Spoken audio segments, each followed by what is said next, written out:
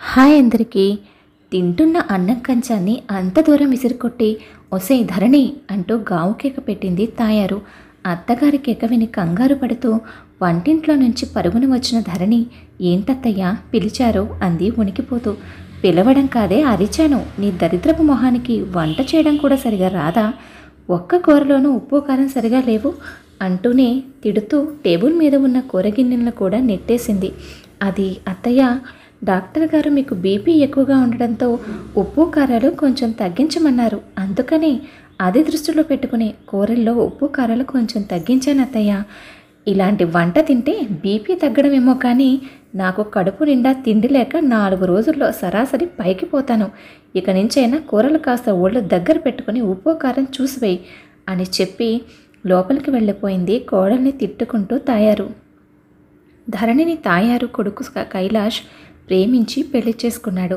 ధరణి కైలాష్లు degree చదువుతూ ఉండగా ఇద్దరు ఒకరినొకరు ఇష్టపడ్డారు. కైలాష్ పీజీ కూడా పూర్తి చేసి ఉద్యోగం సంపాదించిన తర్వాత ఇంట్లో తన ప్రేమ గురించి చెప్పి తల్లిని ఒప్పించి ధరణిని పెళ్లి చేసుకున్నాడు. ధరణి ఒక అనాథ.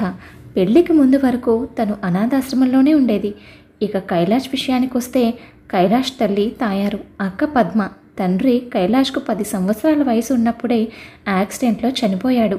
అప్పటి నుంచి తాయారే కొడుకుని కూతుర్ని వారికొచ్చే పొలం మీద ఆదాయంతోనూ పాడి మీద వచ్చే ఆదాయంతోనూ పెంచుకొచ్చింది.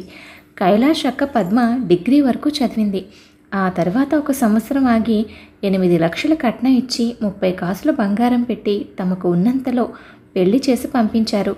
ఆ తర్వాత బోలెడంత కట్నం తెచ్చే కోడలు తన ఇంటికి వస్తుందని కలలు కన్న తాయారు కొడుకు అనాథైన ధరణిని ప్రేమించి పెళ్లి చేసుకుంటాను అన్నప్పుడు తనకు ఇష్టం లేకపోయినా ఆ పెళ్లికి ఒప్పుకోకపోతే కొడుకు తనకు ఎక్కడ దూరం అయిపోతాడో అనే భయంతో కైలాష్ తరలిన పెళ్లికి ఒప్పుకోక తప్పలేదు తాయారుకి.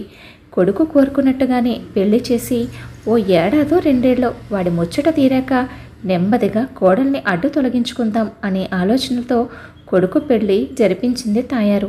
కొడుకు ఇంట్లో ఉన్నప్పుడు కోడల్ని ప్రేమగా చూసుకున్నట్టు నటించి కైలాష్ ఆఫీస్కి వెళ్ళిన తర్వాత తనలో నిద్రపోతున్న రాక్షసిని నిద్రలేపి తన రాక్షసత్వాన్ని మొత్తం పాపం అమాయకురాలైన ధరణిపై చూపిస్తుంది. సూటీపోటీ మాటలతో ధరణి మనసును బాధ పెట్టడం, తిట్టడం, కొట్టడం, ఇలా ఒకటేమిటి అన్ని రకాలుగా కోడల్ని హింసిస్తుంది తాయారు. అత్తగారి గురించి పూర్తిగా తెలిసినా తనే మారుతుంది అన్నదాంతో పేరుకు తగ్గట్టుగానే ఓపిక పడుతుంది ధరణి. భర్తతో కూడా ఎప్పుడూ అత్తగారి ప్రవర్తన గురించి ఇప్పటి వరకు ఒక్క మాట కూడా తప్పుగా చెప్పలేదు ధరణి. ధరణి డిగ్రీ పూర్తయిన తర్వాత తనకున్న ఇష్టంతో టైలరింగ్ నేర్చుకుంది. ఇంట్లో పని పూర్తయిన తర్వాత టైలరింగ్ చేసుకుంటూ కాలక్షేపం చేస్తుంది ధరణి. ధరణి మాట తీరు, పనితనం నచ్చడంతో వాళ్ళ కాలనీలో ధరణి తక్కువ సమయంలోనే మంచి టైలర్గా పేరు సంపాదించింది.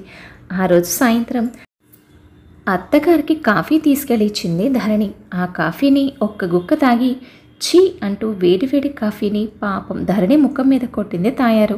నీ మొహం మండ, నీ మొహంలాగే ఉందే నువ్వు తెచ్చిన కాఫీ కూడా. కాఫీలో చక్కెర వేరేదంటే మాడు మొహందానా అంటే, అది అత్తయ్య మీకు షుగర్ ఎక్కువగా ఉందని మీ అబ్బాయి మీకు షుగర్ వేయొద్దని చెప్పారు అత్తయ్య అంది భయం భయంగా. బాగుందమ్మా, వాడెవడో డాక్టర్ చెప్పాడని కూరల్లో ఉప్పు కారాలు తగ్గించావు. ఇప్పుడేమో మా వాడు చెప్పాడని కాఫీలో షుగర్ వేయలేదు. మొత్తానికి నాకు లేనిపోని రోగాలన్నీ అంటగట్టి నాకు తిండి పెట్టకుండా మార్చి మార్చి చంపేద్దామని కంకణం కట్టుకున్నావే ముదనష్టపుదానా. అసలు నిన్ను కాదు మా వాడిని అనాలి. నీలాంటి దిక్కు మొక్కు లేని దాన్ని తీసుకొచ్చి నా నెత్తిన పెట్టాడు. ఏం చేస్తాం, భరించక తప్పదు కదా.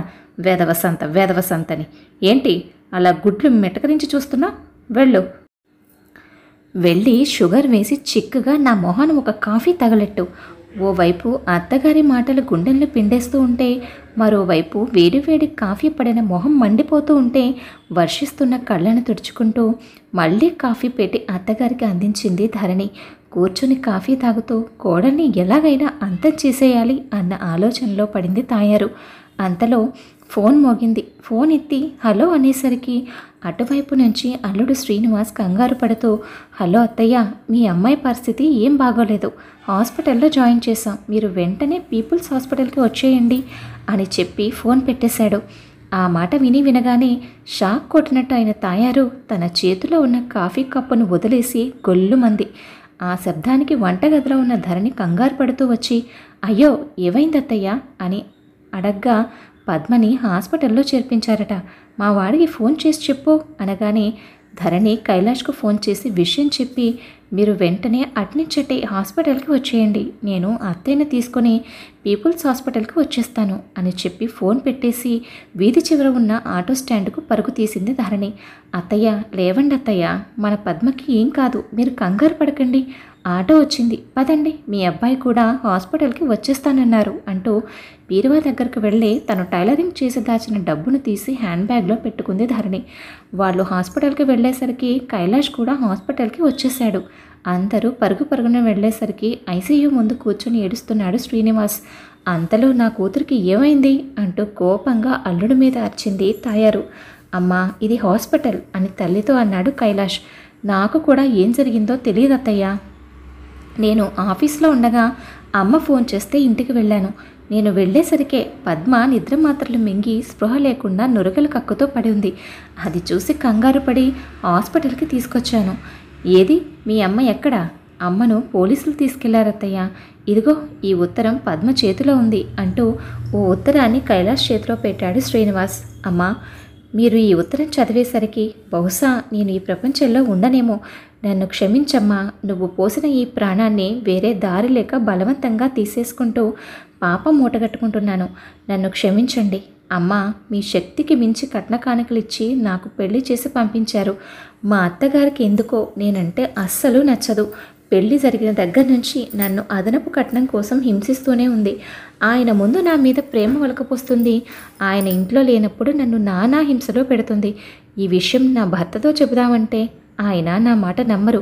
మా అత్తగారు అంత బాగా నటిస్తుంది. మరి పోనీ మిమ్మల్ని అడిగి అదనంగా డబ్బు తీసుకువెళ్దామన్నా ఇచ్చే పరిస్థితుల్లో మీరు కూడా లేరు కదా.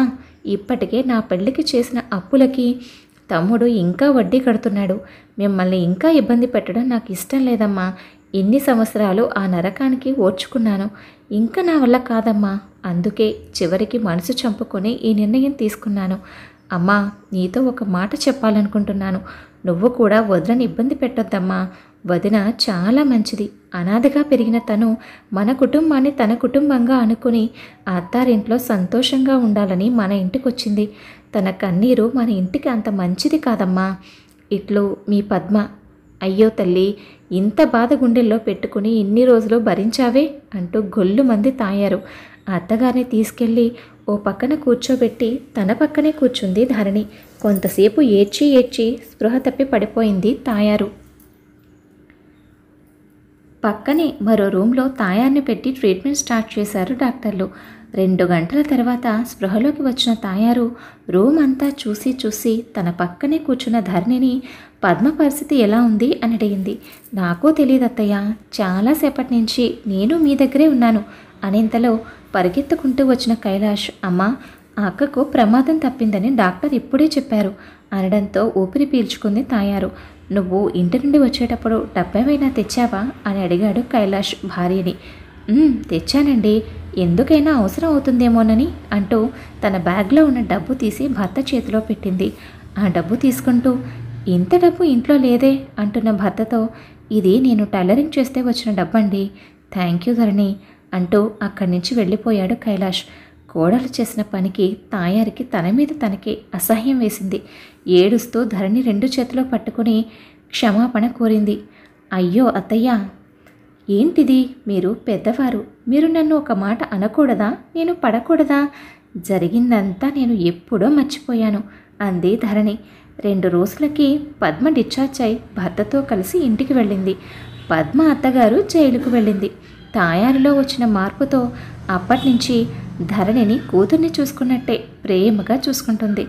ధరణి టైలరింగ్ చేసుకుంటూ ఉంటే ఇంటి పని మొత్తం తాయారు చేసుకుంటూ కోడలికి సాయంగా ఉంటుంది.